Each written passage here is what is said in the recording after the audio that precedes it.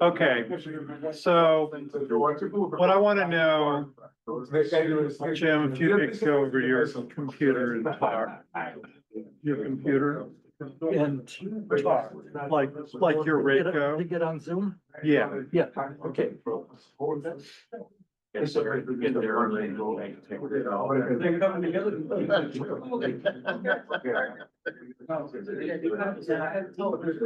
Yeah, that's a good start.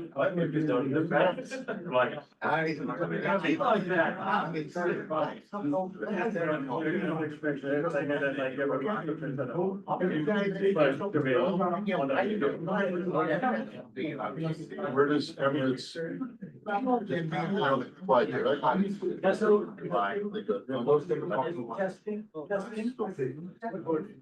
What's that?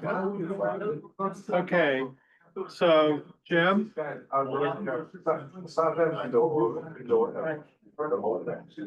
talk, I can't hear you. Just try again.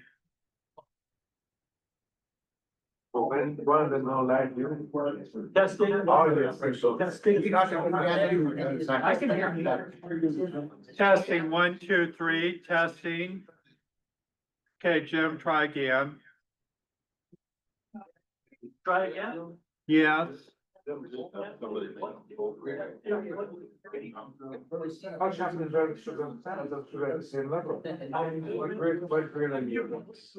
You're on mute? Yeah. That probably doesn't help. Testing, 1, 2, testing, 1, 2, 3.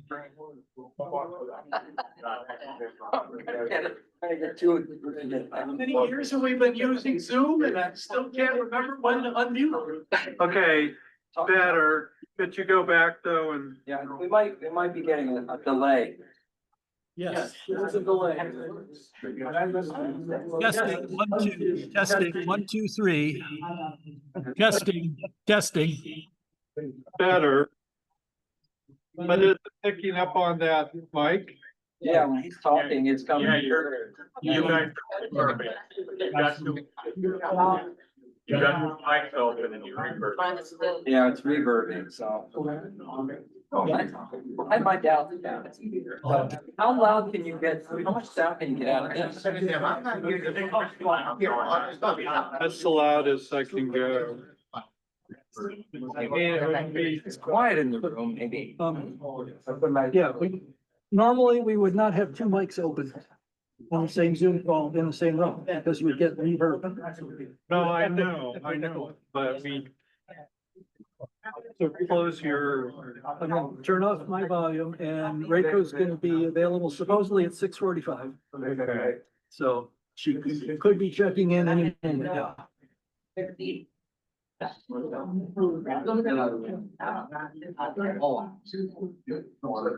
know.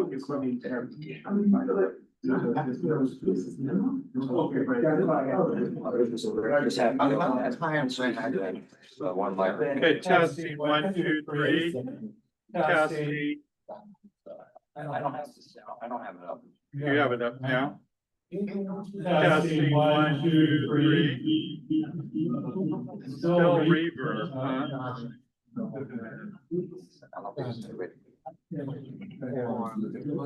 You have a speaker I could plug in, and there she is. Hey, Reiko. Hi, Reiko. That size. Can you? Oh. Good to see you. Can Hi. you talk? I want to see if we can get your sound.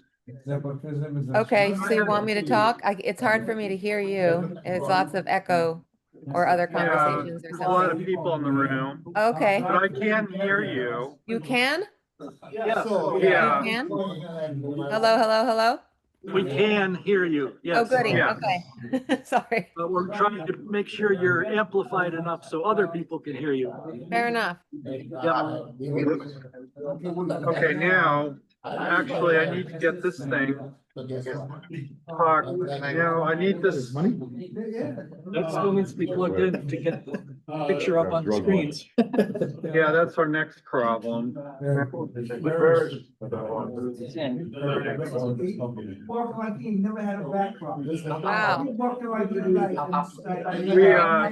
We're gonna put you up on the big screen, but we gotta get the screen to talk to you. Okay, so you need me to be here so you can test things out, yeah? Yeah, that's why we wanted you here early. That's great. There it is.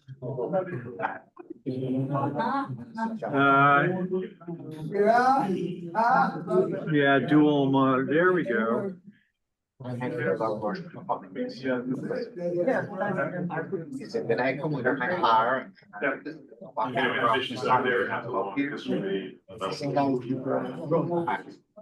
Okay.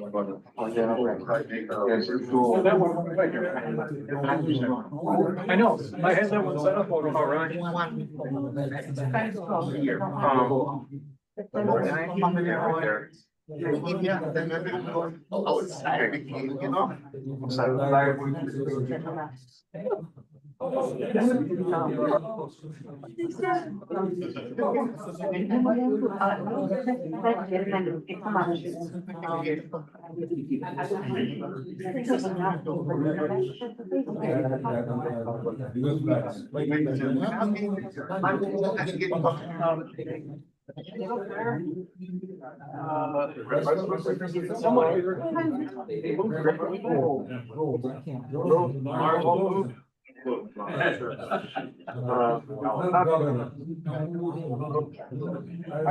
Mike way back, Peter?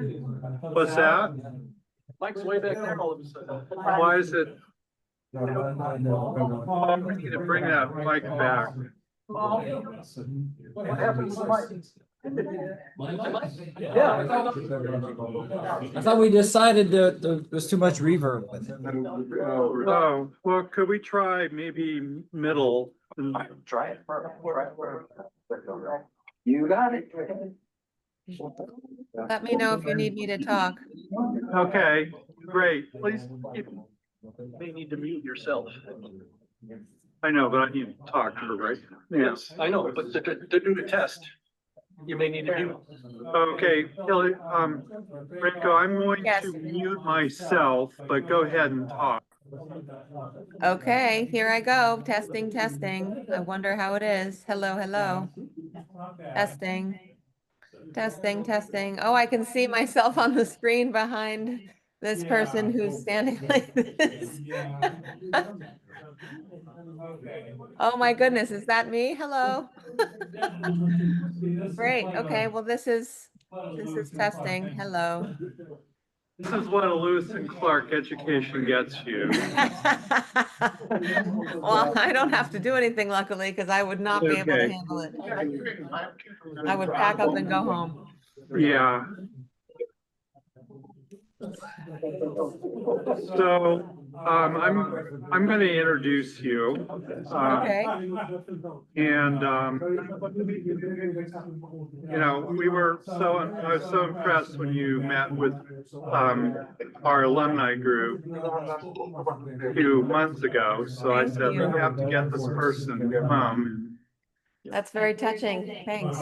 Yeah, so I'm really glad this worked out. Me too. Have you already had a very full day? Yeah, it's, well, going since about 1.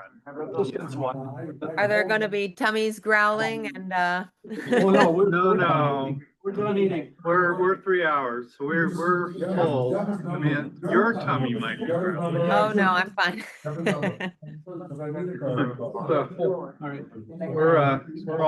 we're full, so. I wrote a bio. Oh, okay. For her. Could I make that, could I do the introduction with bio? If you insist. Would that be okay? Yeah. Okay.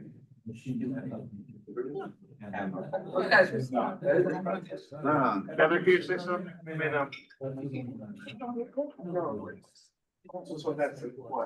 Ever talk again? Yeah. Why do we eat too much? Heather, can you talk again, please? Yes, would you like me to try and talk again? Is that what I heard you say? Yeah. Okay, yes, here I am, testing, testing. Hello, hello. Okay, I guess we're good. Okay. Okay. Sent it to you. Oh, I'll have. Yeah,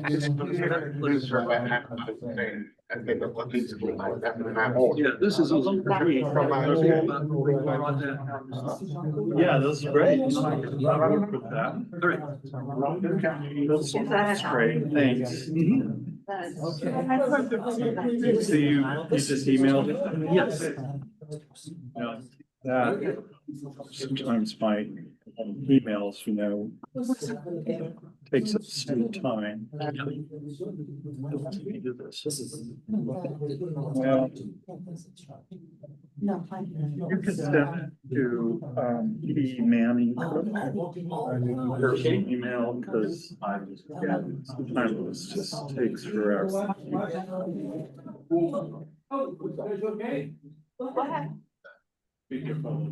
I did it. Oh, good, not so much. No, I didn't do it. Oh. That's the problem. Players are everywhere. Okay, All right, thank you, Wesley. sorry, we just had a speaker fall over. Send it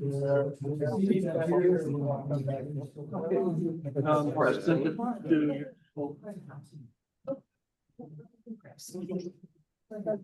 How are you doing? I'm doing good. How are you doing? Too much to be stressed. Now, Watch it, watch it. So, how's martial law going in Portland right now? I mean,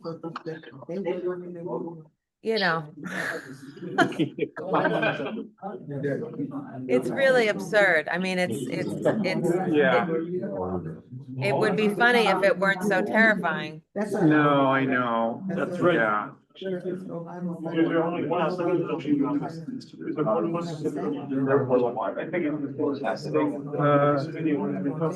Why it's taking its sweet time. I just read off to you.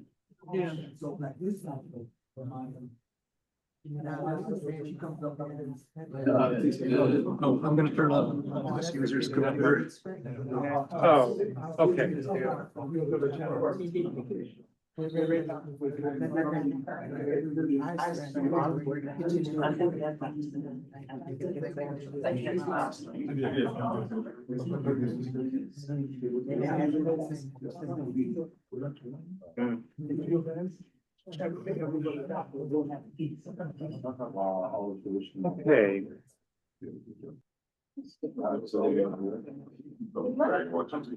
Better. We almost there.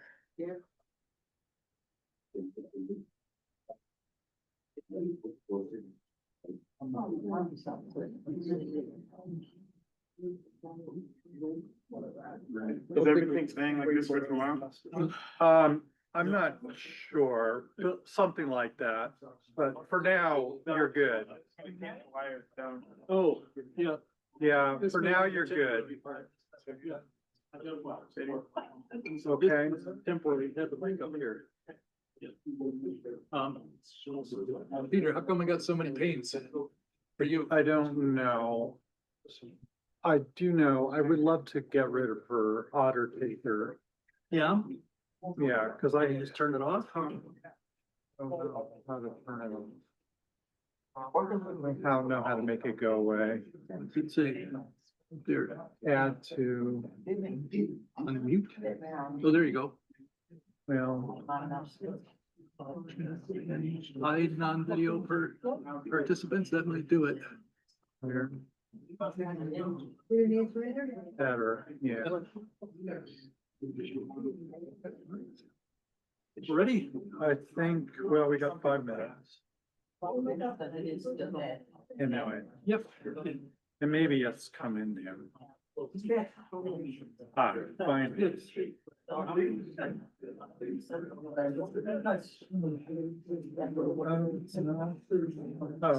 Oh, yeah, I see. There we go.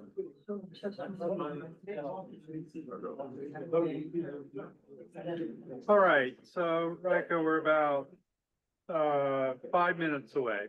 Okay, Okay, I think I'll just run to the bathroom. okay, great.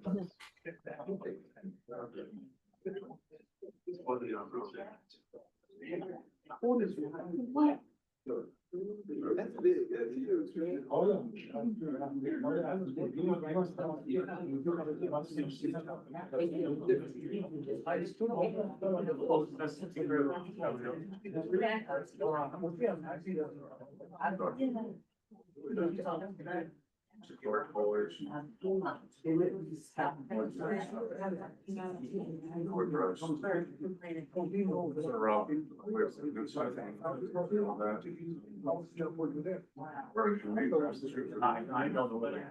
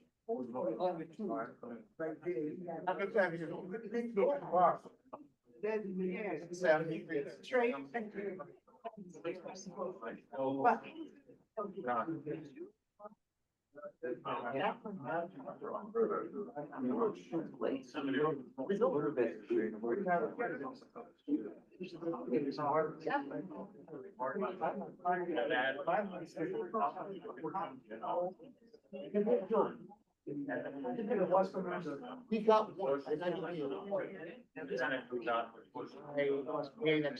I just say. Private, there we go, that's better. The CIA and. So they give me one, but they give me my menu. Oh, see, he bought some fun. About what?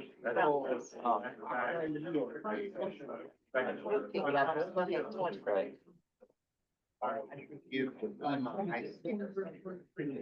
So I.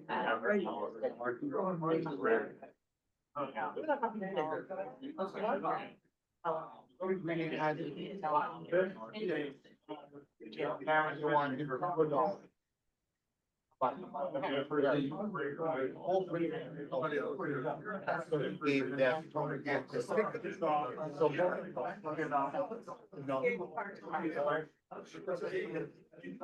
Gave them. There's no way he could run.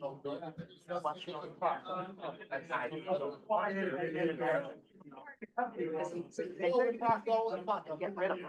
I used to. 2 months ago.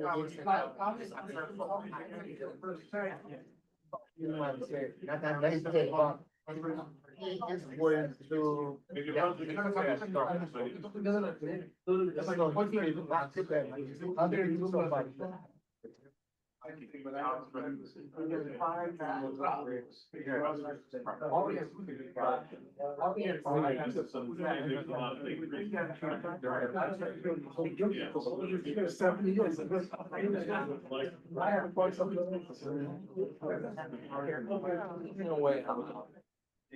But it came out of big ones. You don't want I give up my part.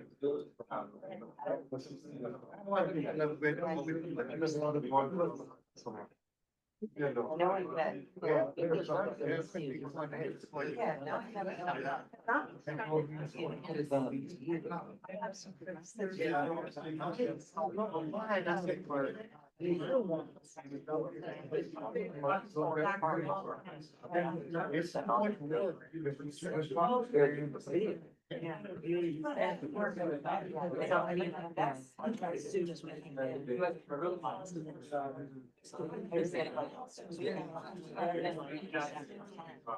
Realized it. Yeah. Well, yeah, I know. Jim, he's good. Yeah. No, that's it. That's close at the end.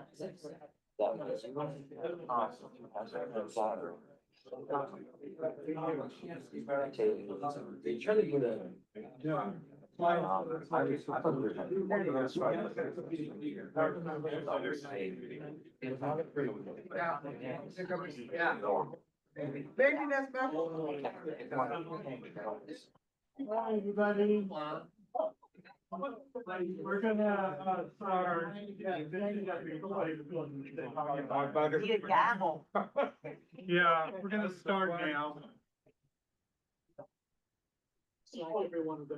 Okay.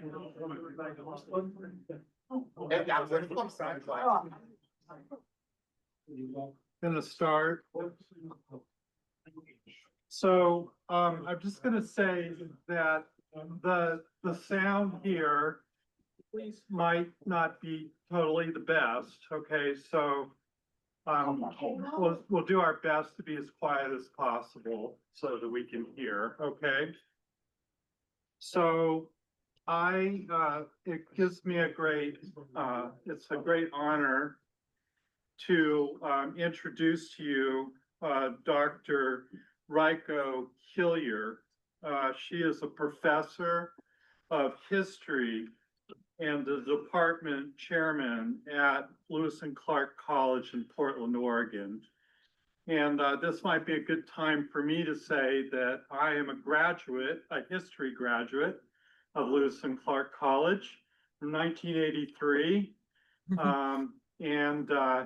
So this is very personally exciting for me. And I had the privilege of hearing Dr. Hillyer make a presentation at one of my alumni events a while ago. And I thought, this is the person that our chaplains really need to hear.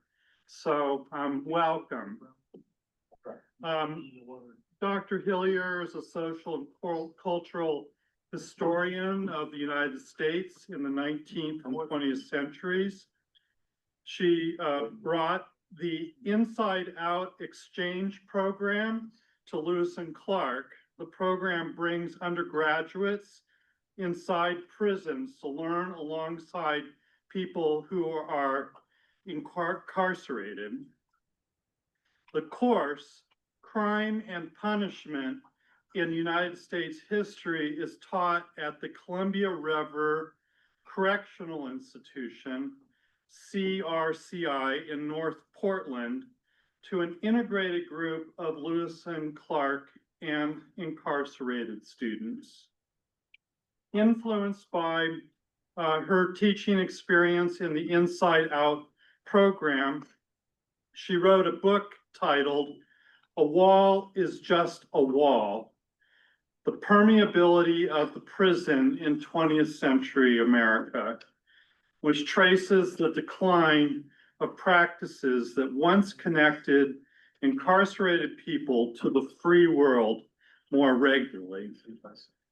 Her research has been featured on CNN, NPR, and the Boston Globe. Dr. Hillyer has published scholarly work on the civil rights movement and public memory, community policing in New York City, and prison litigation in Virginia for several journals. Dr. Hillyer holds a PhD in history from Columbia University here in New York and a BA in political science from Yale University. So welcome, Dr. Hillyer. Thank you. Thank you for that generous introduction. And it's such an honor to speak with you. Can you hear me okay? I'm seeing some faces. I see a person with a beautifully pistachio colored shirt with a Starbucks cup in front of them. Yes, can you hear me? Yes. There you go. Yes. Okay, good. Well, thank you so much. It really is an honor to speak with you because you're doing such important work, and it's work I admire. And I just hope to offer some historical context today, as well as something of my personal experience in the hope that it might resonate with you. The title of my book, A Wall is Just a Wall, comes from a poem by Assata Shakur. The full quotation is, "And if I know anything at all, it's that a wall is just a wall and nothing more at all. It can be broken down." And with the passing of Assata Shakur, I thought I should mention that. So I'm going to talk a little bit about this course that I teach that's part of the Inside Out Prison Exchange program. And then I will talk a little bit about how that experience informed my research. And then I will give you a little overview of the research in the hopes of giving some historical context to this idea of permeability, the connection between people who are inside and people who are outside.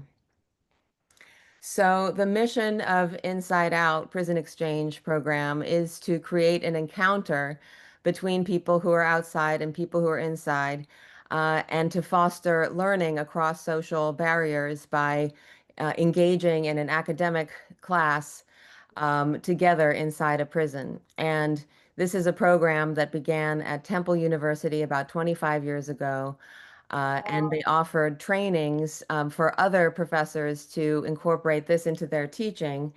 And when I took that training in the summer of 2011, my life was really forever changed. This is a course that is based on the premise of the dignity of every human being, and that the students who are coming in are not coming in to study the incarcerated people. They are not there to offer charity or help to incarcerated people, but instead we are all equals and we're learning from each other and braiding subjective lived experience with academic knowledge. And through that encounter across social barriers and through the blending of different ways of knowing and moving through the world, we produce a connection that is really a transformative for everyone in the room. A lot of these courses are in courses other than history. They might touch on crime and punishment, but they might also be on Russian literature, or film or gender studies. The course I teach is called Crime and Punishment in the United States, and we meet every Friday for 3 hours. And the Lewis and Clark students arrive together, and we go in together through security. And we enter into a classroom and all sit in a circle, inside, outside. So everybody is equal to each other. Everybody's voice is heard. Everybody's story matters. And we always begin the class by connecting with each other. And of course, in the first few days, lots of ice breaking and trust building activities have to happen.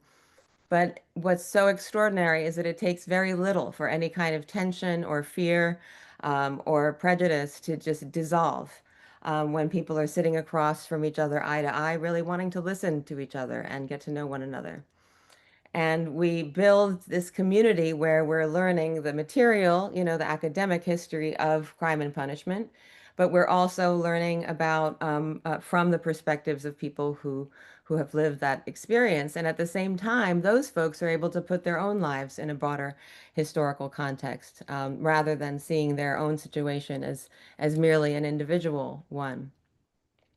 Because the connection in that class between the students is really at the center of the learning, I wanted to create final projects that were true to the spirit of the class, which really is about human connection and engaging your whole self with full vulnerability and authenticity with other human beings. And so it didn't seem like a traditional research paper would fit the bill. So quite soon after I began the class, I started incorporating art projects. And for several years, the students created cloth-bound books that they designed, one of which was made out of discarded prison uniforms. And eventually, I decided to incorporate theater into my class because I really was beginning to feel that performance and voice and the body was such an important theme in what we were studying. The performance of masculinity, and the confinement in the body, mobility and voice. All of these things came up in our classes. So I got another Lewis and Clark colleague named Rebecca Lingefelter, who is an acclaimed theater maker, as they say, and director here in Portland. And she's on our faculty. And she came in and facilitated a devised theater piece that concluded the class. And a devised theater piece is one that emerges from the work of the participants themselves. It's not a pre-existing script. The students are making the script and they're getting it on its feet.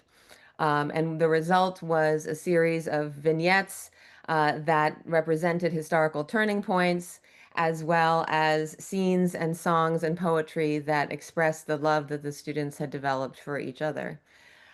We performed that in the Chow Hall, and then the following time that I taught the class, I got a wonderful grant from the Oregon Community Foundation so that we could reiterate that project for the next class, but then adapt the final devised theater piece into a professional setting where an adaptation would involve professional actors and be performed on a professional stage. The idea being to bring what was happening inside out because the magic was just so extraordinary and we wanted the world to see. And so that in itself was an extraordinary process, and I'm happy to talk about that further. But then the third time I did the devised theater piece, I facilitated it myself, and that happened the last time I taught it. And the next time I teach it, I'm hoping to incorporate choral work and singing. And I'll see if I can dragoon my colleague in the music department. I should say here that a documentary film has been made about this class called Classroom 4. And it has already been winning awards at film festivals, and it was acquired by PBS and will screen on POV PBS in November. And at film festivals in New York, including the Hamptons Film Festival and in Woodstock and so forth. So I can give you those dates if you're interested in it. But going back to what this class taught me, I mean, I could go on and on, but the transformative nature of this class for both participants really demonstrated to me, in a very embodied, immediate way and before my very eyes, how deeply ingrained our ideologies are and how we can be untaught those ideologies if we create a different way of encountering one another. And so I began to think about the rarity of this encounter and why it is that the prison walls are so insulating and isolating, rendering people behind them invisible. And at the very same time that I was developing my first class in 2012, a Republican governor of Mississippi named Haley Barbour created great controversy by commuting the sentences of over 200 people at the end of his term.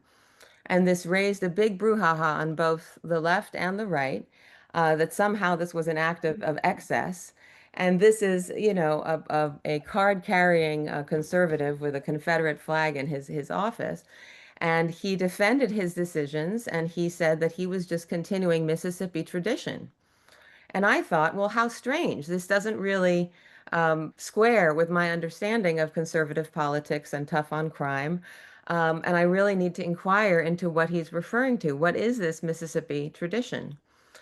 And around the same time, the archives of the Virginia State Penitentiary opened up, and I was developing more and more curiosity of the history of prisons because of the class I was teaching. And I began to explore the archives of the Virginia State Penitentiary in Richmond. And I decided to focus my research on a prison strike, which was mentioned in the intro, and which prison litigation that resulted from the strike. But in the course of looking at those papers, I came across governor's executive orders to release incarcerated people who had been convicted of first-degree murder, to go play in a chess tournament at the local high school. And there was a professional boxer who was incarcerated, who was released so that he could participate in a professional boxing match. And I thought this was very strange. This is in 1968 in Virginia. So you've got this kind of more, I guess, permissive attitude towards coming and going from prison in Virginia in 1968, and you've got a governor of Mississippi in 2012 saying that his liberal clemencies are part of Mississippi tradition. So I began to do the research, and the result was the book, A Wall is Just a Wall. And what I've found is that there were so many practices that used to connect incarcerated people to the outside world in a much more fluid and regular manner. And those practices were motivated by a variety of reasons, some of them well-intentioned, some of them quite nefarious. But for various reasons and different places over time, I can say that for most of the 20th century, the prison was much more porous. And I think about three different categories of porousness. The first section of the book is about clemency, the idea of commutation, the act of a governor commuting somebody's sentence or pardoning them, but usually just shortening a sentence in an exercise of mercy to let the person out earlier, or maybe not allowing them to serve life. Which turns out to have been a very regular practice for most of the 20th century. The second part of the book focuses on conjugal visits and family visits, and the short-lived but pretty robust tradition of prisons in several states, about 17 states in total, developing practices that allowed family members and spouses to come inside the prison and be in relative privacy for maybe 24 to even 72 hours at a time. And this is a practice whose history I track, and I also explain its demise. And the third category I look at is the practice of furlough, which is the practice by which people serving a sentence will be released for short periods of time, anywhere from hours to a week or even 10 days, with the promise of returning. And this is a practice that was very regular in the American South during the Jim Crow period, and spread to become a kind of best practice in all 50 states by the late 1980s. And with the decline of furlough and the thickening of prison walls comes new ideas about risk, public safety, and redeemability. And so I track the rise and fall of those practices.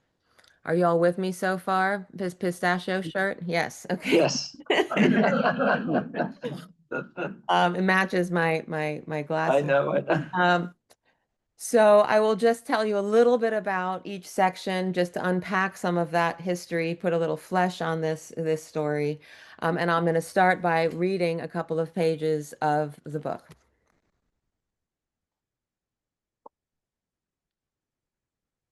Prison walls have not always been impermeable, and permeability has been both a vehicle for social control and a way for prisoners to resist it.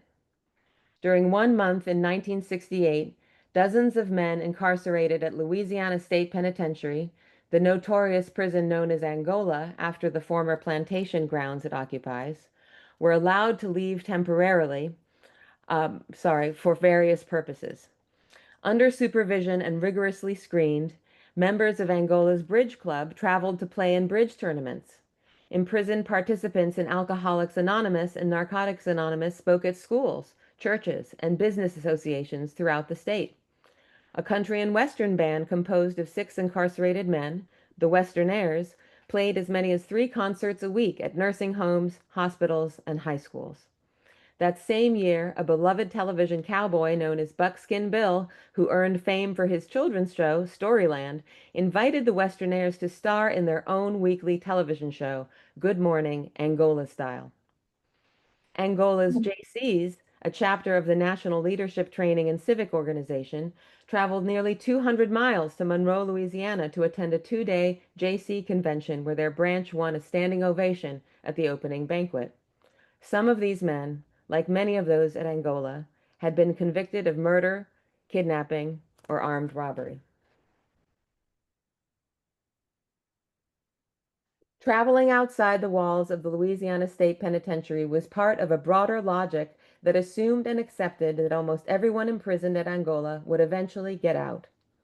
Until the late 1970s, even those with life sentences were routinely released after 10 years and 6 months via a commutation from the governor as long as they kept a good prison record. Thus, prisoners' withdrawal from free society was understood to be temporary, and their visits outside nourished the connective tissue that would help secure their eventual reintegration into the body politic. By interacting with the public, incarcerated people could develop a sense of dignity beyond the reductive labels imposed by the criminal justice system, and by contributing to society through music, lectures, or charity work, they could counter the public's preconceived ideas about convicts. The traveling ambassadors refused stigma and social disenfranchisement by claiming a positive identity beyond the site of the prison and by developing a track record of accomplishments that would earn them early release. This is the last section I'll read for now. In 1970, just 143 people were serving life without parole in Louisiana. 143. By 2021, the lifer population had grown to 4,400 people. While the increasing separation of the prison from free society has redrawn the prison boundary, incarcerated people are also restrained by a tightened temporal boundary that fastens them to their past. Nonetheless, prisoners change just as the prison has changed around them. They continue to grow, hope, work, and serve one another, demonstrating that they are not the same people they were when they committed their original crimes. Darren James, who has served 30 years since being incarcerated at age 19, has been involved in the Islamic community and Alcoholics Anonymous, but is most proud of the work he has done in the prison hospice, a feature of prison that is developed in response to its aging population. As James notes, quote, "We human beings, we make mistakes, you know. I'm not my worstest mistake. I am not that person," unquote. Darrell Waters also presses beyond the confines of his original conviction. Quote, "All we regard is the thug on the street 24, 25 years ago, so we're angry at that person, not realizing that that person doesn't exist for at least 20 years," unquote. These men refuse to be turned into stone. They also know that the laws that keep them locked up are not written in stone. In 1968, at the height of Jim Crow, people had a greater chance of leaving a brutal Louisiana prison, either temporarily or by early release, than they would 50 years later. For those incarcerated during those 50 years, the ground had shifted dramatically. We now understand that mass incarceration is relatively new. What is even newer is mass disappearance. So I proceed to talk about the history of clemency, which was a very regular practice, as I say, in most states. And it was understood to be a check on a fallible system, a way of righting wrongs, and a way of expressing mercy. In the Jim Crow South, a governor expressing mercy to Black prisoners could be doing so for very white supremacist reasons, understanding that the paternalism of the state is part of what would legitimate it in the eyes of onlookers, that the largesse of the governor would suggest to a prisoner, "You owe your life to me, you better behave." And of course, there are other mechanisms in the Jim Crow South to keep people in line. All the way through the 1970s, Louisiana had what I mentioned, the 10-6 rule, where people serving their sentence with a good disciplinary record, even if it was a life sentence, would more or less automatically get out after 10 years and 6 months. So when clemencies started to shrivel up because of a new kind of tough on crime ethic, people who were incarcerated felt like a contract had been violated, that they had done their end of the bargain, and they expected the state to keep its end. And so there are people who are suspended in limbo, who pled guilty, believing that they had a good chance of getting out. And with longer sentences would come meaner conditions, as in the case of the decline of conjugal visits. But the decline of clemency really did begin to suggest that mercy was too risky, right? That someone who committed a crime after having been pardoned or released early, that one sensational case could make the risk seem too great. But for most of the 20th century, governors said, "Look, I'm going to make mistakes every once in a while. you free people also make mistakes every once in a while. This is part of the system. This is a risk I'm willing to take because this person has served their time and they are not a threat to the community. And people would stand by that decision, even in the face of political controversy. It was understood as a normal feature of the criminal justice system. Um, there also, excuse me, was the case of people using clemency in order to correct prison overcrowding. In the 1980s, the governor of Mississippi, once again Mississippi, William Winter, used mass clemencies and commutations as a way of relieving prison overcrowding. And he defended those against whatever flack that he may get. Another topic I explore is this issue of conjugal visits, which began actually in the American South, again in Mississippi at Parchman Farm, as a way of creating a kind of safety valve for a potentially unruly workforce, which is what essentially the Parchman prisoners were. Without any pretense towards moral rehabilitation, this was essentially a gulag that ensnared people of African descent and made them available as exploitable labor.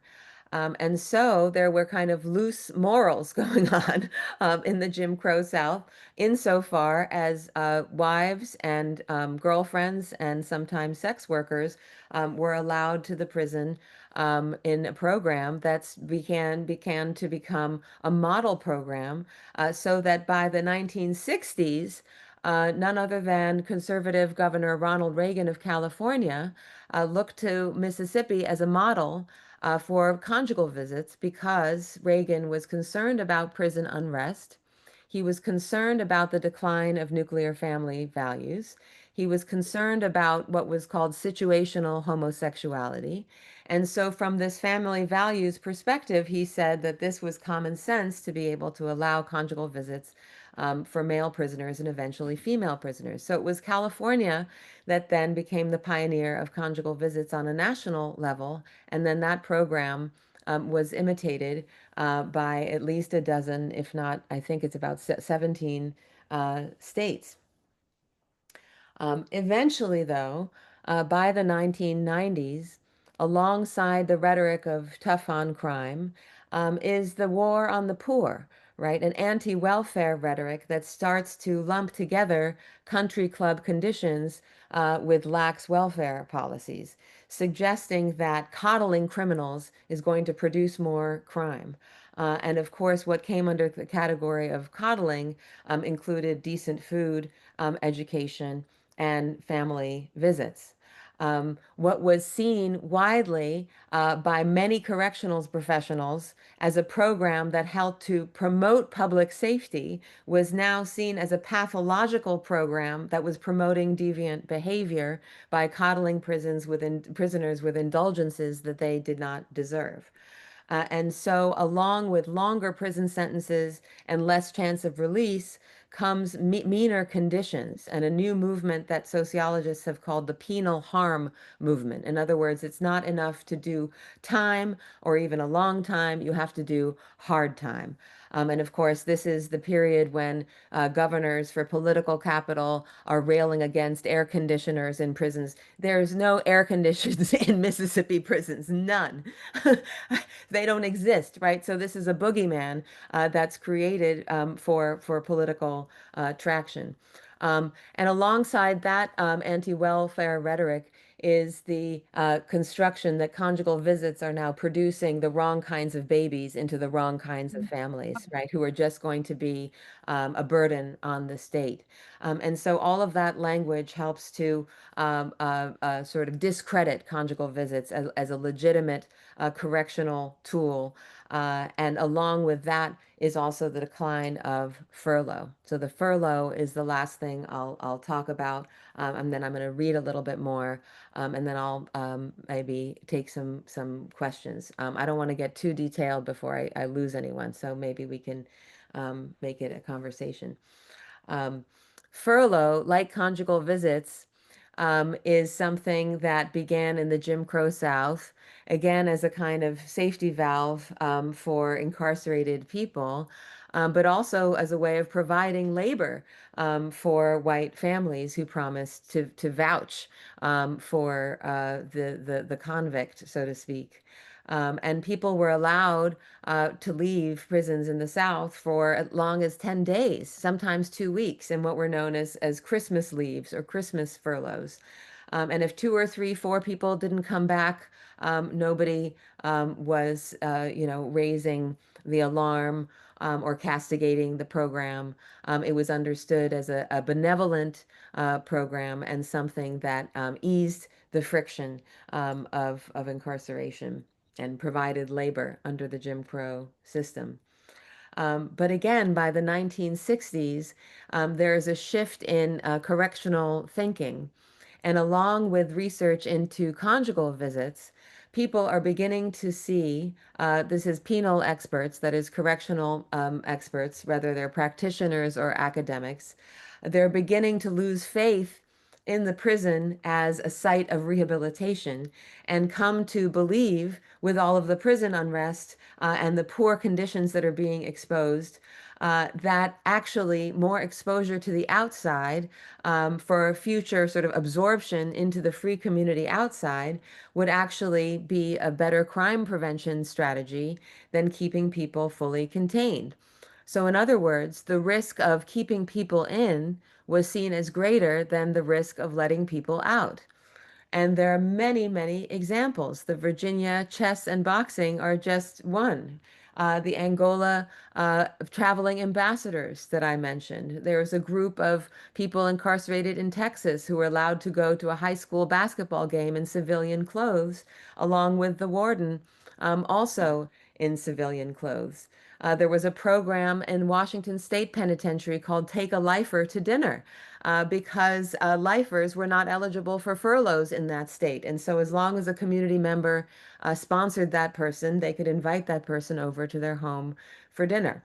It became a common sense for a good 30 years or so that more interaction with the outside would actually produce healthier transformations in incarcerated people and also sent a signal to the outside world that it was the public's responsibility to absorb them, right? And that there was this kind of permeability would serve a positive crime prevention practice. But alongside the fear mongering about crime that gave rise to tough on crime legislation in the 1990s, you have the propensity of the news media and political leaders to use exceptional cases and sensationalize them as though they're typical rather than extraordinary. And of course, the case of William Horton is the signature case, uh, the locus classicus for the decline of furlough. Massachusetts, like 49 other states, had a furlough program developed in the late 1960s and expanded in the 1970s. And by the 1970s, the practice in Massachusetts was the most liberal, probably in the country, in that it allowed people serving life sentences for murder the chance to be eligible for furlough. And the logic was, in the court decision that upheld it, that nobody in Massachusetts prisons actually ever serves a life sentence, that most people get clemency. Therefore, furlough is a very important tool for the governor to be able to assess this incarcerated person's fitness for reentry into the free world. And so it was understood as a common sense practice because of the inevitability of clemency. So there's a connection between all of these practices, right? The understanding that it is a risk to keep people confined perpetually, and the understanding that people change over time and can be redeemed, and that this kind of interaction between inside and outside is an essential rehearsal for both the public and for the person incarcerated to be integrated back into the polity. So William Horton was one of many lifers who was eventually allowed out on furlough. He first was able to participate in a program where he was attending to people with severe mental illness at a nearby hospital under state supervision. There were people from the state penitentiary who did this work at nearby hospitals. But that wasn't the same thing as a furlough, in which you are much less supervised and you get to go home and move freely with, of course, regular check-ins and curfews and all of that. So eventually, William Horton was allowed furloughs, and he used them for various reasons, and he had very, very successful furloughs. Um, and on his 11th or 12th, he did not come back. And he was arrested and convicted for another violent crime in Maryland while he was out on furlough. And this became the political fodder um, of the 1988 presidential campaign against Dukakis, when he was accused as governor of allowing revolving door prisons and weekend passes to convicted murderers. This was a practice, however, that was national and considered common sense and was successful 99.9% of the time. And when I say successful, I'm talking about a return rate. I'm talking about people who come back, 2 hours late. That's what it meant to not be successful, right? The idea of committing new crimes was barely, it barely ever happened. In other words, this was such a rarity, right? But then the exception turned into rhetorically was presented as the rule and a risk that the public should not be forced to take. And so, what develops out of this kind of rhetoric and discourse is not only false information about the probability of people who are serving life in prison to commit new crimes, which is less than 1%, but also the idea that once someone has been convicted of a horrible crime, they are irredeemable, perpetually dangerous, and forever need to be contained. That is an absolutely new logic. Alongside that is a logic of zero tolerance of any kind of risk. The idea that Americans are entitled to being 100% safe 100% of the time, which is not a standard of risk that we apply to any other realm of human life. Um, and so all kinds of ideological shifts have taken place that have transformed our understandings of redeemability, of public safety, of risk, of mercy. And in so doing, we have really created a system of permanent exile where we refuse to see people's capacity for change, where we convince people that they need to be afraid, and we can create that myth because we have eliminated most regular contact with people on the inside.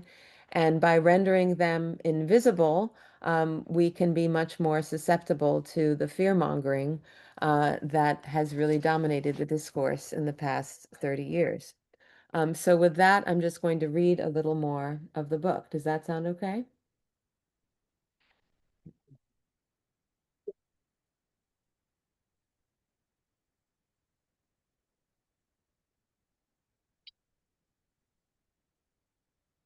So I talk about at the end of the book the relationship between the decline of clemency and the decline of furlough.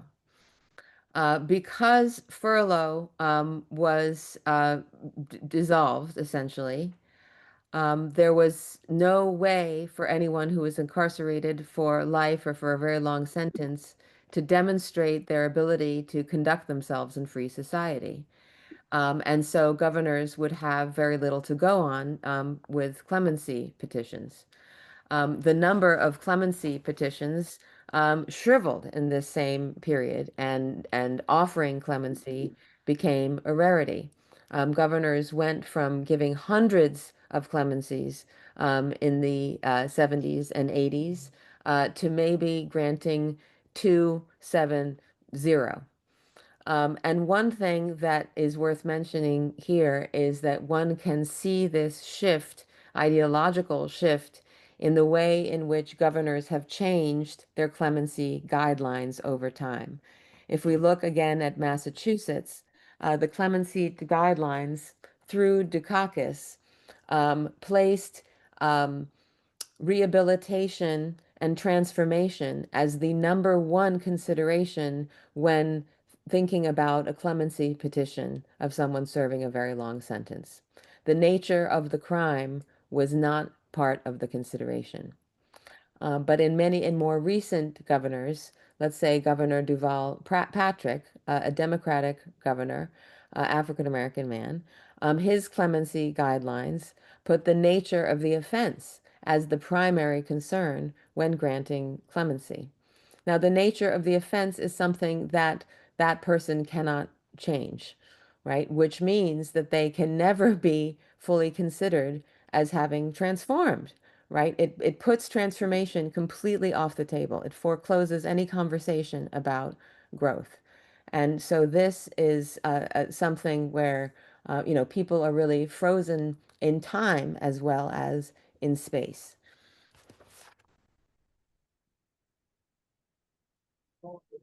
The domino effect that knocked furloughs into clemency until all possibilities for discretionary release were toppled is an example of what legal scholar Sharon Dolovich has called a shift from a reintegrationist to an exclusionist system of penal policy. Implicit in this shift is a commitment to the ideology that, quote, people in prison must and will be kept behind bars as long as the state can possibly keep them there, unquote.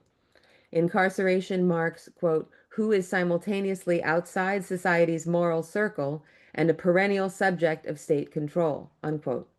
Willie Horton is the creation myth for this view. While the Horton story trafficked in enduring stereotypes about the innate criminality of black men, it was used to justify a departure from an equally long tradition that valued mercy and affirmed the possibility of rehabilitation. In the wake of the Willie Horton scandal, the possibilities for public recognition of personal transformation were radically narrowed. Marjorie O'Neill Clapprood, one of the state legislature's most vocal supporters of furloughs, captured the significance of the Horton case, unquote. They wrapped the American flag around our necks and shoved Willie Horton down our throats, and many politicians were swept away by the angry tides. Now we have paralysis. It is a frightening trend towards public policy making by metaphor. Willie Horton became a metaphor in an angry environment when folks were looking for a quick and simple answer. We have effectively blocked the outflow of those who are ready to enter society, unquote. Those convicted of crimes lost not only their liberty, but their status as human beings and citizens. In the course of their years behind bars, prisoners experienced diminishing contact with the outside world and declining possibilities for release. As prisoners were suspended in the amber of their original crimes, the physical mobility they had expected and hoped for had disappeared. Those serving life without parole sentences struggle with this paradox of self-improvement when the public imagination will not allow it. Lifers at Norfolk Prison acknowledge the suffering of crime victims and their loved ones, but assert, quote, life is not frozen at the point of a murder. People move on, struggling to self-mend. The community is better served by recognizing and embracing such healing in perpetrators and their families and friends as it intends to do the families, friends, and associates of the victims. It is in that healing that the community's social fabric can be rewoven.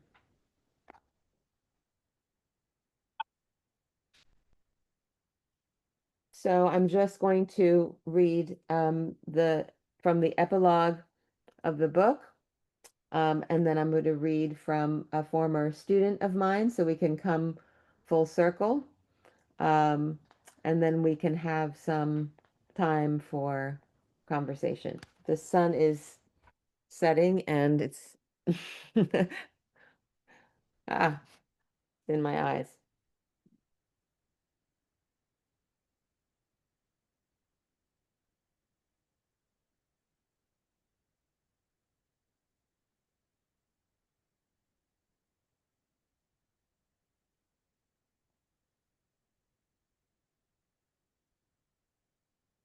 Okay, I just wanted to think about how much context I need to give to read this part. So there is a group of lifers in Pennsylvania who founded something called R2R, the Right to Redemption.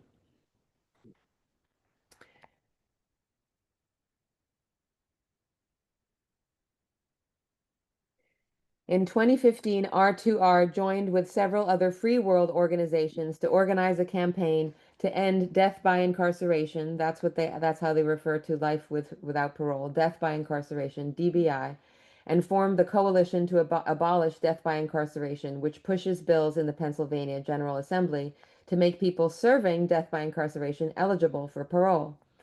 Uniting with people on the outside is essential to this movement.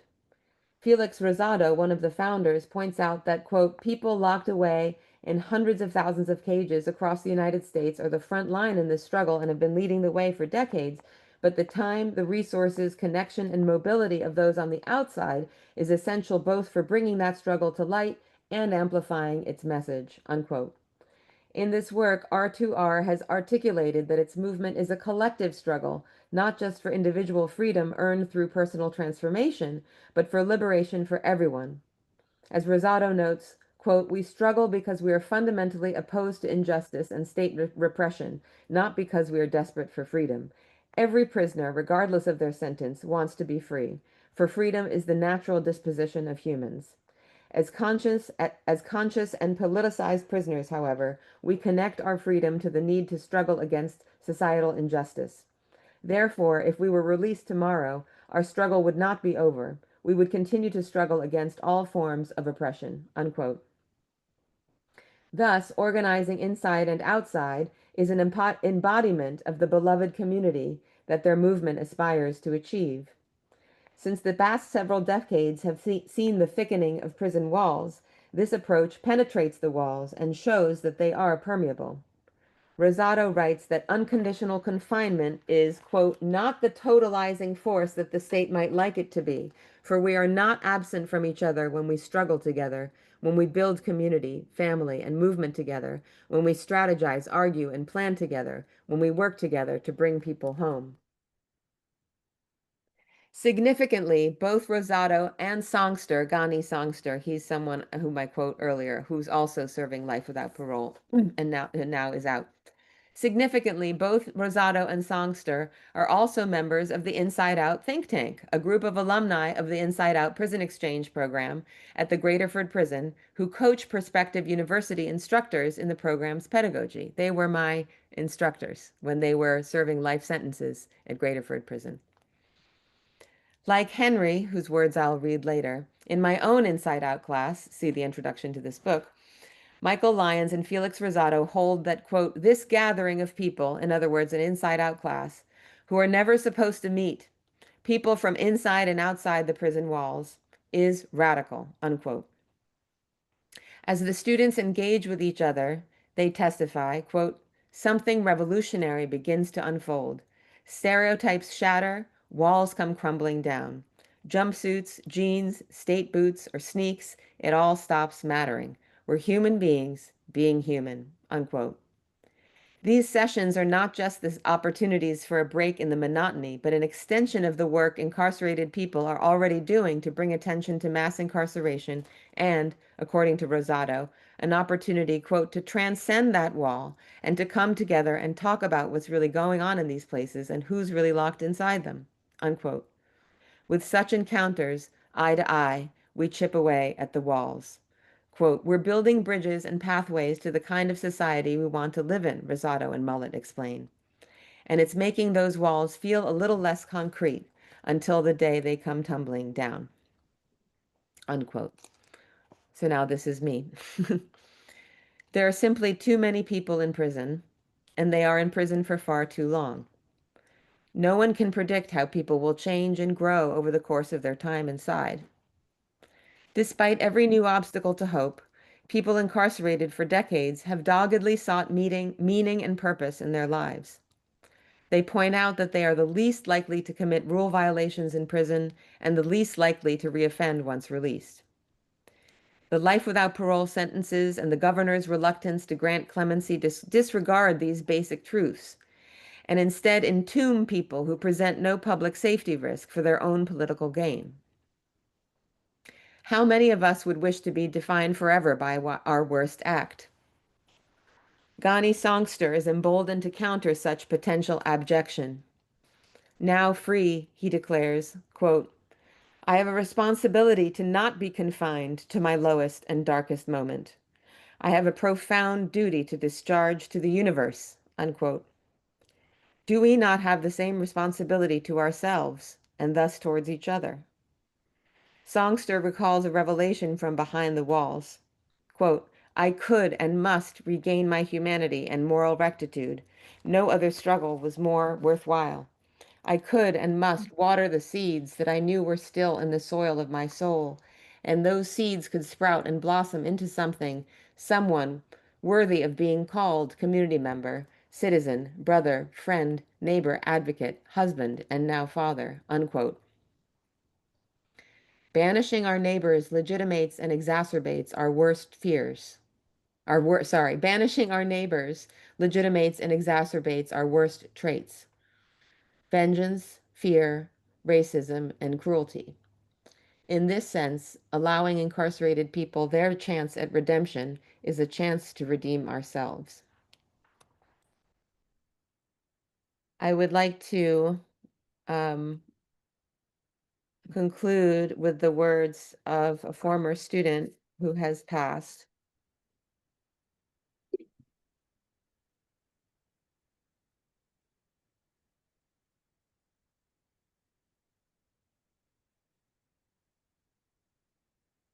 His name was Ben. I call him Henry in the book.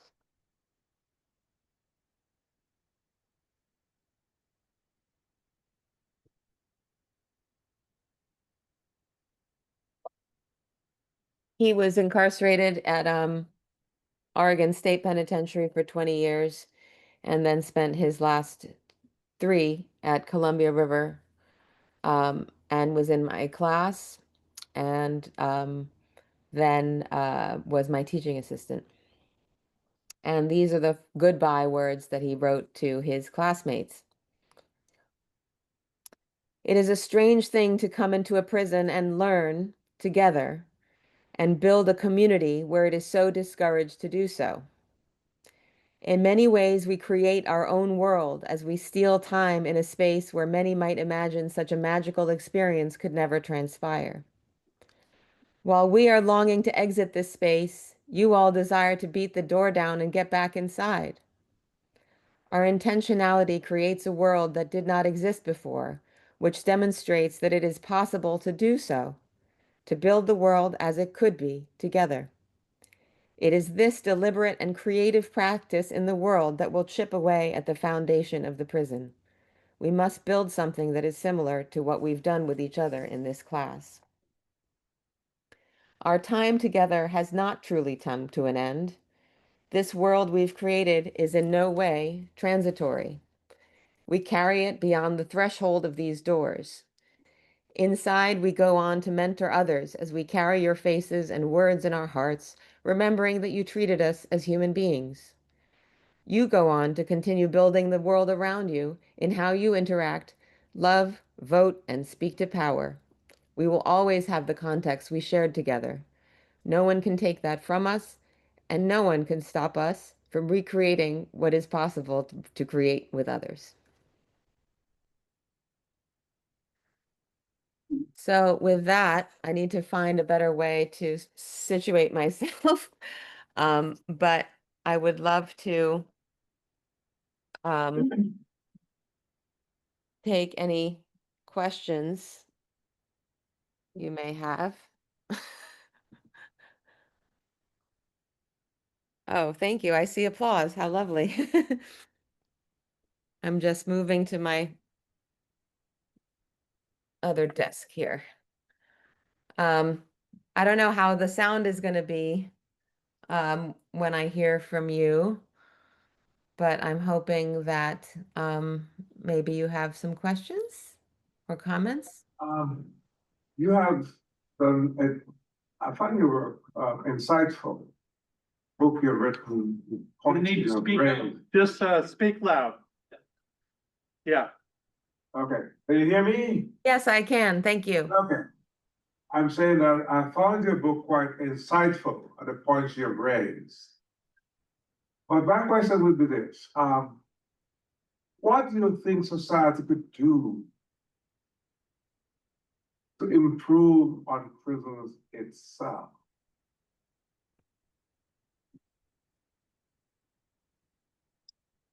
What can society do to improve on prison itself, if that's what we want as a society? Um,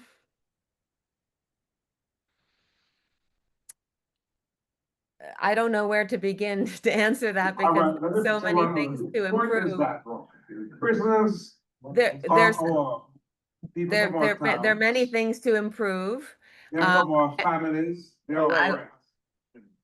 I would like to okay, go see, ahead. I would like to see them eventually disappear. And I would like to see a lot of decarceration, which is to say, the release of people who do not need to be there. There are people who are elderly, there are people who are sick, there are people who've served 20 to 40 to 50, 60 years. The research shows that people who have served 20 years in prison, no matter what their crime, the likelihood of them committing any new crime, let alone a violent crime, is next to zero. So I would start by decarcerating if we're thinking about real human beings existing right now in time at this moment. Um, I think that in terms of prison improvement, I mean, there's a huge range of prisons and problems. But I think we have to start with the most basic humanity. I mean, there are places where people are living like animals and people are dying for lack of medical care and a lack of safety. So, I mean, something beyond bare life is a place to start.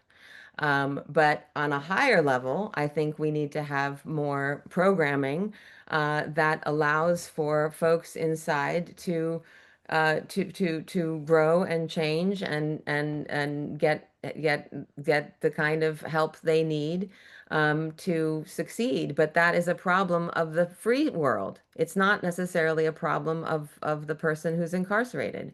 We don't have a society that provides safety nets or protections for the vulnerable. And so, it involves a tremendous amount of change. I think basic access to healthcare and nutritious food and the stimulation of the mind. I mean, just basic things. But I would also start with mass commutations for people who do not pose any threat to public safety. All right, Raphael. Yeah, that was great. It was really wonderful. So what kind of permeability practices, if any, might be feasible, desirable, if today, and under what conditions or constraints, in your opinion? Yeah, that's a good question.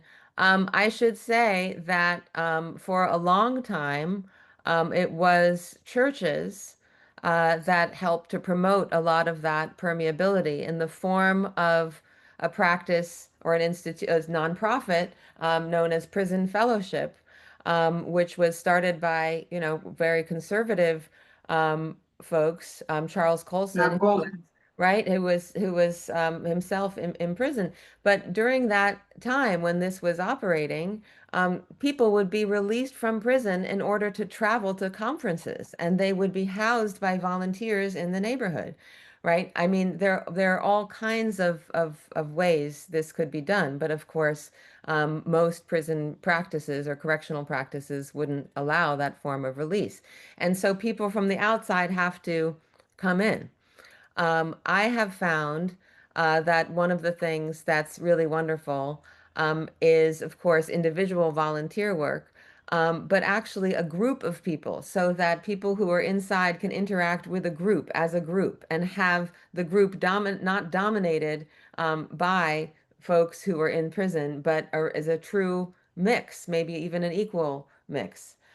Because the kinds of conversations um, and sort of normalization that can happen when someone for a brief few hours is seen as something other than they are in prison. And that includes how they're seen by other incarcerated people too, right? I mean, they're stuck with each other. They're stuck in their roles. They're stuck in their routines. They're stuck in whatever performance or mask they have to put on to survive. And just having a group of free people to hold a conversation, maybe it's a book club. Maybe it's a one-off creative writing workshop. I brought my choral colleague into the prison for a one-off workshop because I wanted to test out the idea of doing singing with the guys inside, and I didn't tell them what I was coming to do. I said I'm coming. It was in July, so nothing else was going on as far as our campus. Um, and I arranged to have a meeting with past inside students and future inside students, people enrolling this term, to meet with me, and they got that permission. And I brought my colleague along, and she happens to be someone who makes singing accessible to everybody. Everybody can sing. It's a basic human need, and it improves our mood and our health. And so she manages to demystify something that could be very intimidating. So I knew I could trust her. And we did a 3-hour vocal technique workshop. Um, and Wow. and there was laughter and there was vulnerability and there were, questions. Well, why can't I can't do that vibrato thing on this note, but I can do it on this note.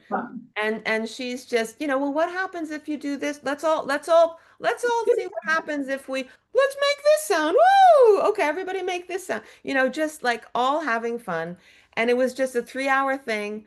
If they never saw her again, it would have been worthwhile. So, like to bring people in as a group, like to do one song together once, right? Or read one poem together once.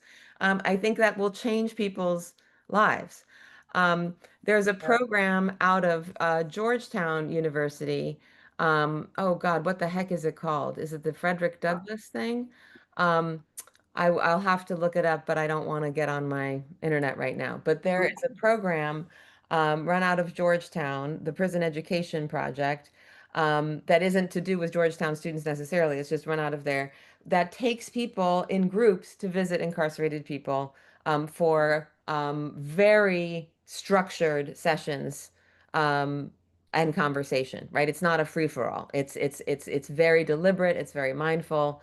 One could look into that. They do these all over the country. Um, and sometimes they're one-offs, just a group of people once. So these are some ideas. Yeah. But you have to have relationships, with the prison. I mean, I'm sure you all know how important that rapport is and how human it ultimately is. Like if the person you have a good relationship with gets transferred or retires, like you never know what the next person's going to Yeah. be like.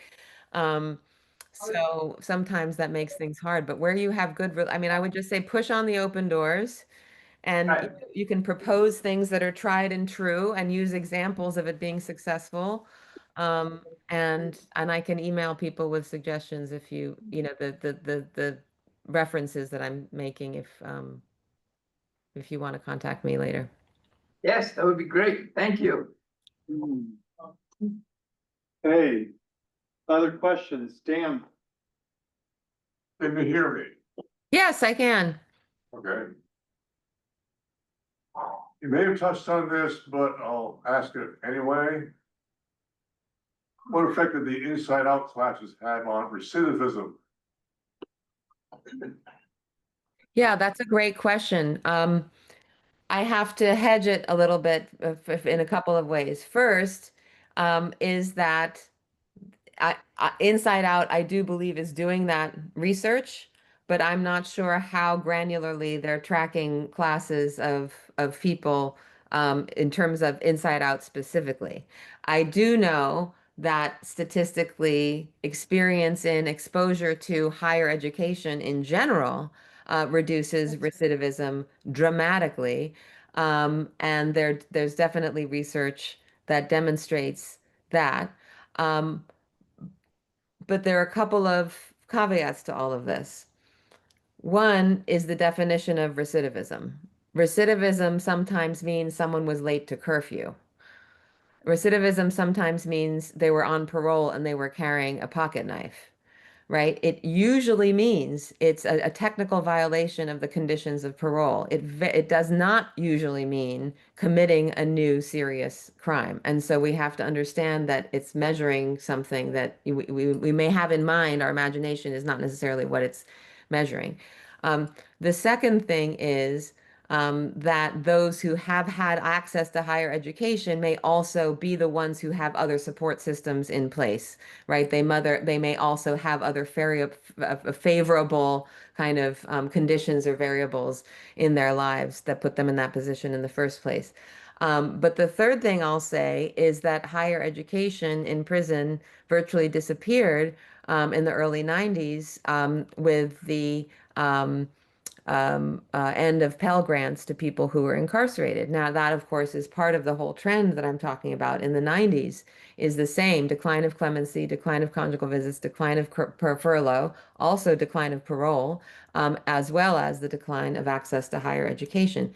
There were almost 1,000 college and prison programs between the establishment of Pell Grants in 1972 and 20 years later. And now there's like, half a dozen or a dozen, right? So that access is very, very limited. But there's no doubt that higher education as a variable is quite significant in correlating with lower recidivism. Usually because of access to employment, as well as social adjustment and social capital. Okay, Hillyer, now that we've taken away all the chances for incarcerated persons to be released temporarily and experiment and experience the outside world again, why don't we feel safer? What do you think? I would love to hear from any of you. I mean, I think that's a really great question to be asking ourselves in order to kind of continue this conversation if you think it's worth having.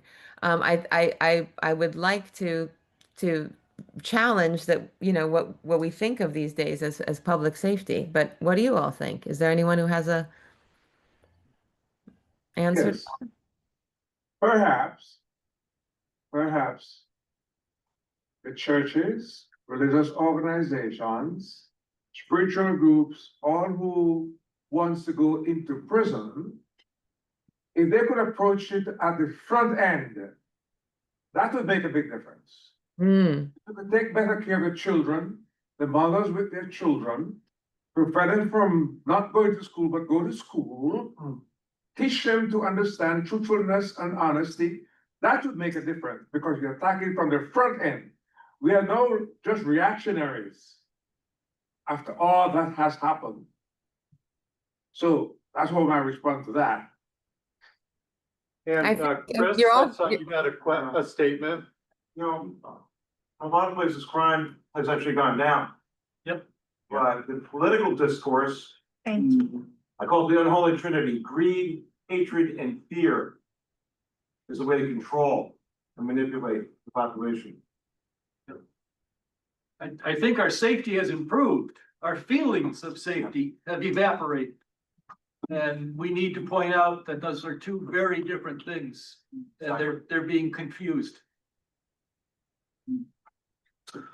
If I may, so Dr. Hillyer, in this room, we have a lot of chaplains who work in the state prison system, but we also have chaplains who work in jails and also in mental health facilities and also youth facilities as well.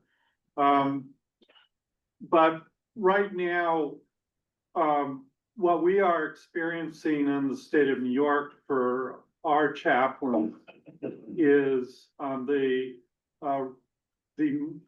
the reduction in the availability of even basic worship services, which have all been moved to, weekday slots. A lot of times those worship services are canceled because of a guard shortage. You know, we have pastors, chaplains who spend, you know, a couple days preparing for their service and they show up 15 minutes before the service and it's canceled. No religious programming, no Bible studies, no enrichment classes, none of that. And this is all partly or largely due to the fact that we had a strike, a guard strike here that really took this away. And there's also a lot of efforts for reform within New York, but many of these efforts are turned down. There's a couple things that happen, like a bill called Less is More, which would make it much harder to put people back in prison for technical violations. And also a purging of prison records after a certain number of years so that people could re-enter the workforce. But at the same time, we can't get parole reform as much as we try, where you're evaluated based on your not on your original crime, but more on how you've transformed to try to adjust the parole system, and also elder parole, where people over the age of 55 after serving 15 years would have the possibility for parole, and just a hearing for parole, and then a variety of other initiatives. It's a tough slog here in New York to try to do even these most basic rehabilitative things. So I'm sure everybody in the room has opinions about that, and I'm not really doing justice to what we're dealing with here. But I'm just curious if you'd like to riff on this situation. Give us your reaction. My reaction. Oh my God. Well, we're at That's a good one. excuse me. Well, we're at such an incredible moment of crisis in the sense of, really opposing and mutually exclusive ideas about the way the world should be, coming head to head. I mean, sadly, one side seems much stronger than the other. So it seems like a very, very difficult climate to go forward with that. And it does give me a sense of what it must have felt like, in the backlash of the late 60s against the civil rights movement, or frankly, the backlash in the 1890s against Reconstruction. I mean, we really are in the moment of long backlash against the gains towards freedom and self-determination and equality. I mean, that seems to be what's going on. I think we're still fighting the Civil War. Um, so I would say that all these individual reforms matter, that people who care about this issue need to track these things. I mean, the average person in the public doesn't really pay attention and are much more predisposed, therefore, to be swayed by misrepresentations of crime statistics. So I would just hope that people do their due diligence and sort of think about what kind of concrete policy steps they can support. I would also say that it sounds a lot like the guard strike was precisely a backlash against the reforms. and that the shortage is a manufactured scarcity, right? The labor shortage is a manufactured scarcity, and an excuse to punish prisoners by depriving them of some of the um, programs they're accustomed to. I mean, I think it's inhumane. Is there any, Okay, Rosemary? yeah, has there been in your research any litigation that would accompany the kind of, that you think has improved conditions? Or examples of litigation in different states that have begun to make those walls more permeable Yeah. that we could look to? Well, permeability was never something that succeeded through litigation. For example, people did sue for the right to conjugal visits, but it was, that was usually struck down or denied be because of questions about what constitutes sort of a basic right, or a constitutional right. Um, but in the case of furloughs, it was lifers who sued the state of Massachusetts to say we should be allowed furloughs too. And they filed a class action suit as lifers. And that's when the judge said, well, of course you should be allowed furloughs too, because you're probably not going to serve life in prison. And that is what established furloughs for lifers in Massachusetts. In terms of prison conditions, most of that litigation took place in the 60s and 70s to make the prisons more permeable to the courts, to court scrutiny. Because up until then, um, legislators, elected officials, judges had a hands-off policy towards what happened in prisons, saying we are not experts, and safety is security is the highest concern, and so we'll let people who run prisons, have more or less free reign. And this resulted in a series of course, prison rebellions in the 1960s and 70s, and also prison litigation, suing not only for basic rights in terms of diet, for example, people were punished in Virginia with bread and water diets, but also for due process.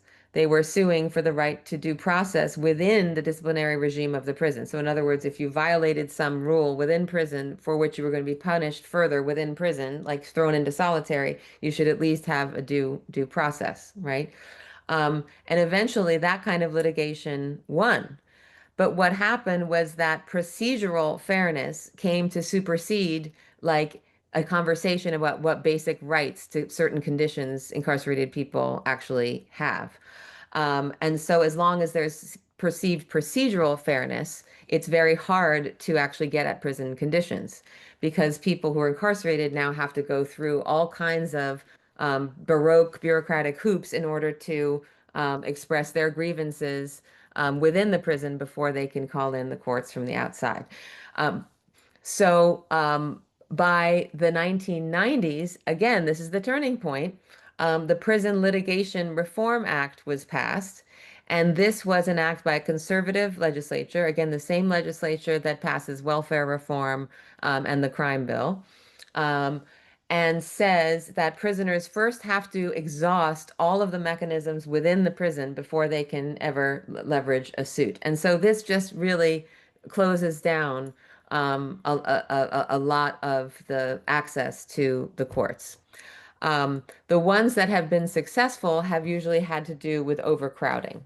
And there was a very famous Supreme Court case. Was it a Supreme Court case or was it a Ninth Circuit Court case about California, saying that the extent of overcrowding constituted cruel and unusual punishment. So there have often been injunctions and things like this against prisons for not having most basic conditions, but those are very, very, very hard to do. Can I have a follow-up on that? Yeah. Sue, what about, Sue, there's a part of me that listens to the refusal to give refusal or lack of access to spiritual guidance, which I think is a fabric of what this country has made. It's even in our constitution in some shape, form, or fashion in terms of religious freedoms and the practice of it.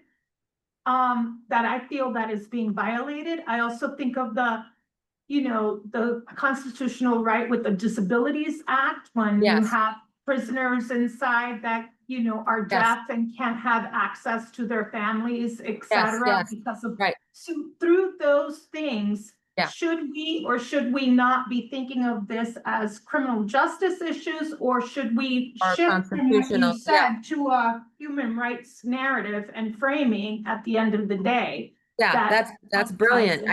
That's brilliant. I think that, I mean, the thing is that this system is so vast and has so many tentacles and really governs so much of the logic of our whole society, that in order to sort of reform it in any way, you kind of have to get it from all angles, or use all the levers, use all the different kinds of tools that one has at their disposal. And litigation is one. I don't know the law on this as well as I should in terms of naming the cases, but it is established law, Supreme Court law, based on Muslims in prison in the 1960s that, of course, guarantees religious freedom to people who are incarcerated. It's probably the most I don't want to say respected, because obviously it's being violated in a way, but it is sort of the most established, or sort of untouchable, is the First Amendment. It doesn't mean it's not violated regularly in a variety of ways, but that is established law for sure, religious freedom. I think it would be, I don't know what the case law, if there is, on how the Disabilities Act has been used for people who are incarcerated. I think that would be fascinating to look at, and I'm sure there is. I mean, and there's a disproportionate people with disabilities who are incarcerated. So, yeah, I mean, that's definitely a place to look. You could probably ask ChatGPT. Or if you have, or if you have access, any of you, to an academic library and academic databases, Hein Online, HEIN, is the one that has a lot of law journal articles. And if you type in keywords around this, I find that reading law journal articles, even if it feels obtuse, is actually useful, because then it explains the context instead of just reading the case. Like that to me is even more obtuse than an academic analyzing the case. Thank you. Okay, I see a question down there, and Well, then I back guess to more Ralph. like a statement than a question, but it's like, coming from like kind of like librarian standpoint, one thing that just simply, if you're going back to educating the public, is we need to get these books more out there in the public hands, like pushing it onto like public library shelves and stuff. The books that got published on this. Are you saying about books? Yeah, the books, the literature, the movies that are published on this, documentaries. About incarceration. Yeah, about incarceration, just get the stuff out there. And are you saying it's hard to access those, or? It's like, it just seems like, well, public libraries especially, it's not like, no, people don't like know to look for it. Maybe more advertised by it, more in the public eye.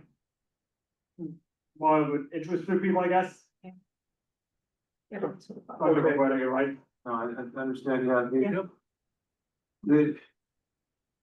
Do you mean the So- general public or people inside? Yeah, on the outside. For people on the Outside. Yeah. There was Yeah. a program called Redemption Project by Van Jones on CNN. And tremendous, and they actually made Sunday school curriculum, CNN put Sunday school curriculum together with this. Wow. About restitution and forgiveness. Wow. Things like this. We really need to see more of this, and PBS was running it, and there's a lot of really good books out there, and there's some books that we do in our literacy program, like, well, actually, one of the Muppets on Sesame Street has a parrot who is incarcerated. Right, And, right. and, you know, and I've got some books that we've given out for Christmas gifts to kids about their parents being arrested and so forth that address that.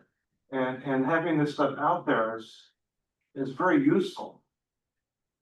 I think it's really true. I mean, the how people get their information and sort of saturating the public culture needs to be looked at because a lot of policy is developed based on who controls the narrative. And there's a narrative out there that's not true, that's just sort of filled with hate and divisiveness.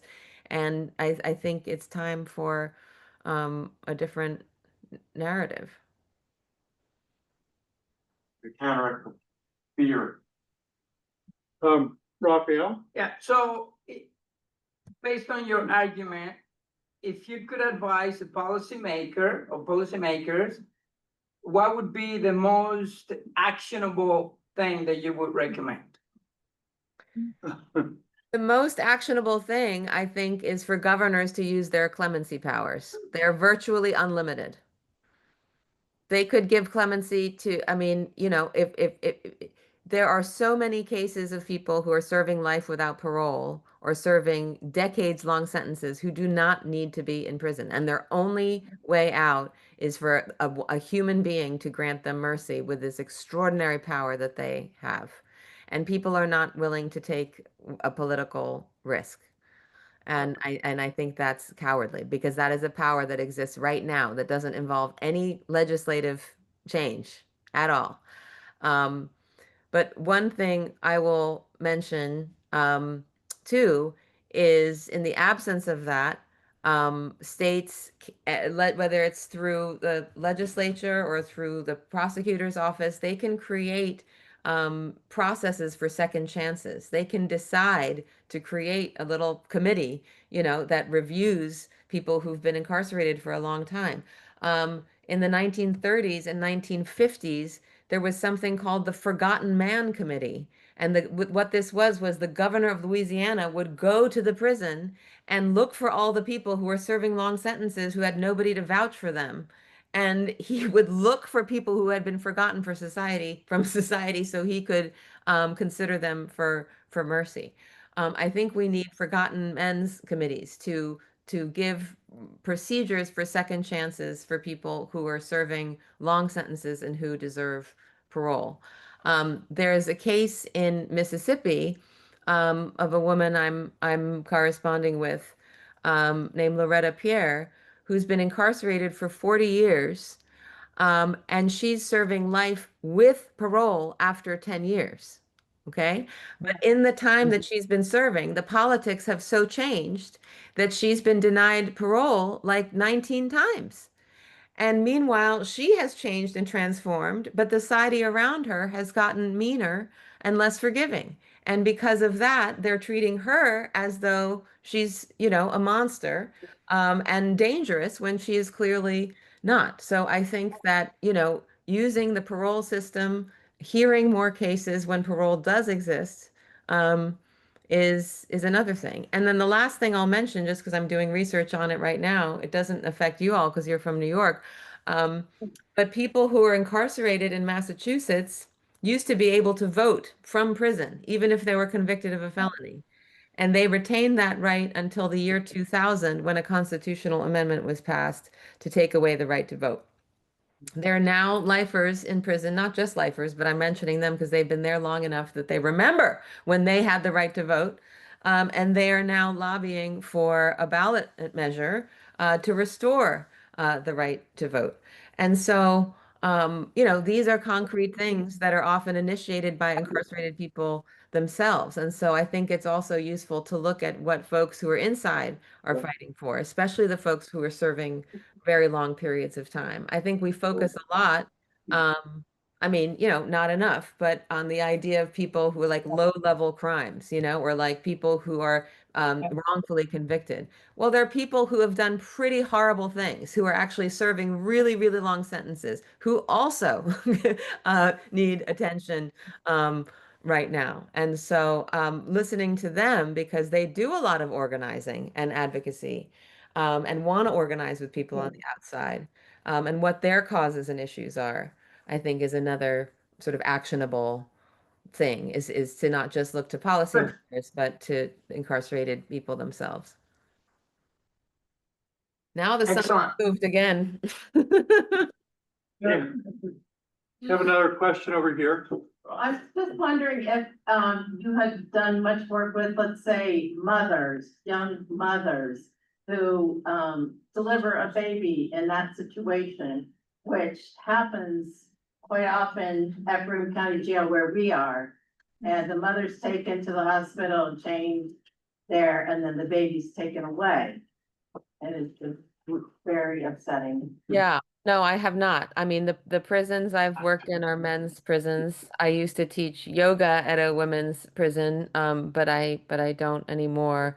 No, of course, that is a huge problem, that family separation, especially as more and more women are incarcerated. And so programs that allow them to be with their children, of course, are really important.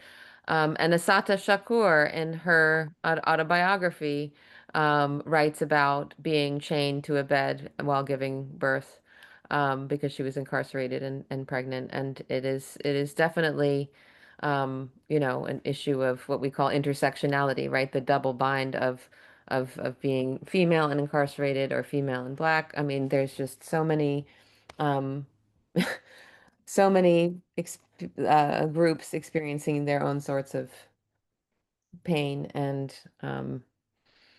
action. So we have time for one more question. Would somebody like to put it in?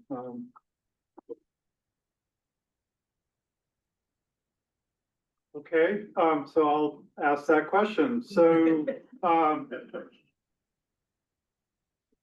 what is the spiritual advice you would offer to chaplains at this time? You know, if you were to sit us down and help us really draw in our spiritual resources to make a difference, what might you say? Oh, wow. That's a huge responsibility. I have no business talking to spiritual leaders about. No, but it's okay. It's all right. I guess the one thing that comes to mind is unconditional love. Oh, yeah. I think acceptance. Even for all this conversation about growth and transformation, I feel like there's a place for saying you're okay as you are. Because it's a lot for an individual to bear, so many cards stacked against them, and the trauma of knowing that they've caused harm, which is not usually something is proud to hold, as well as the trauma of being incarcerated. That kind of isolation and dehumanization, and despair, um, really results in a lot of self-hate that can manifest in, toxic masculinity, if you're in a men's prison. And, I'm not a psychologist, but I do feel like the men that I've met, are so grateful when they have a safe space to let down their masks and to be vulnerable, and to not be told that they have to be something other than they are, that where they are in their journey is okay. Because, I like to think about transformation because I'm on my own journey of transformation, but too much emphasis on that sort of puts a lot of burden on the individual to improve. And I think it's all of us who need to improve. I think we've failed them in many ways. So that's what I would say. You don't have to agree with me. That's just my heart. Okay. Very good. Well, thank you so much. Thank you. Thanks for your time. All I'm right. gonna leave now. Blessings out there in Oregon, and we pray for you. Thank and you. for all the struggles that you're having. Yeah, Right now. Yeah. We all watch it on TV. yeah. So Just be careful what kind of footage you're watching, right? I mean, literally footage from 5 years ago was being used to justify, this draconian measure. Yeah. It's, you know, like 30 people in inflatable clown suits, you know, at the ice facility. All right, anyway, bye. Okay, thank you. A couple of quick announcements. Tomorrow morning, breakfast, you're invited to get whatever food you like in the breakfast room down here, and they're going to open up the restaurant for us to sit in to eat our breakfasts. So get your breakfast in the breakfast room.